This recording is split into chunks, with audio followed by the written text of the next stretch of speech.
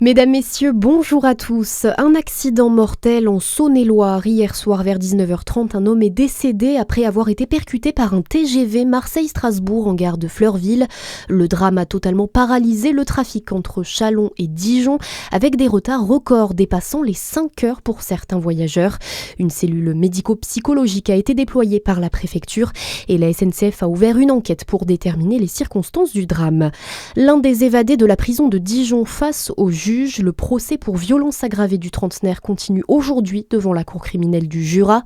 En 2022, il aurait lancé une fourchette au visage de sa compagne, lui crevant son œil gauche. Une emprise qui se serait poursuivie par des menaces depuis sa cellule. L'homme qui plaide l'accident porte 26 mentions à son casier judiciaire et 23 condamnations, dont les premières lorsqu'il était mineur. Le handicap s'invite dans la campagne des municipales en Côte d'Or. L'association APF France Handicap interpelle les candidats et réclame des politiques plus inclusives. Malgré des avancées à Dijon, l'association juge la France à la ramasse sur l'accessibilité des logements et des transports. 12 priorités ont été transmises aux futurs élus, à l'exception des candidats du Rassemblement national, avec qui l'organisation refuse de dialoguer par divergence de valeurs. À la une de l'actualité également, plus d'un an après le premier procès de l'assassinat de Samuel Paty, 4 accusés repassent devant la justice aujourd'hui. En décembre 2024, 7 hommes et une femme comparaissaient, accusés de complicité d'assassinat ou d'association de malfaiteurs terroristes, après la mort du professeur d'histoire-géographie en octobre 2020 à Conflans-Sainte-Honorine. Pour rappel, l'assassin a été abattu par la police et ce sont les condamnés aux peines les plus lourdes qui sont rejugés par la Cour d'assises d'appel spéciale de Paris, Nicolas Gomez. Oui, Brahim Chnina et Abdelhakim Sefrioui, condamnés en première instance à 13 et 15 ans de réclusion criminelle pour association de malfaiteurs terroristes. La justice leur reproche d'avoir monté la campagne de harcèlement contre le professeur.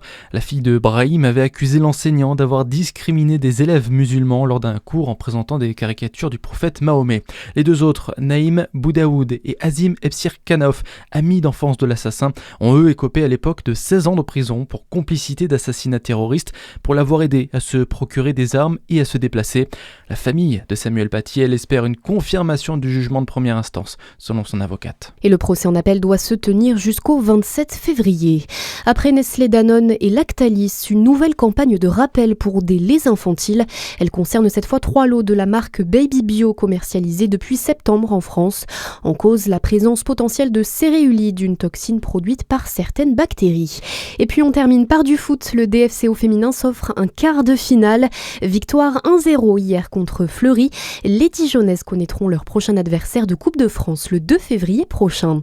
À suivre votre météo sur Fréquence Plus.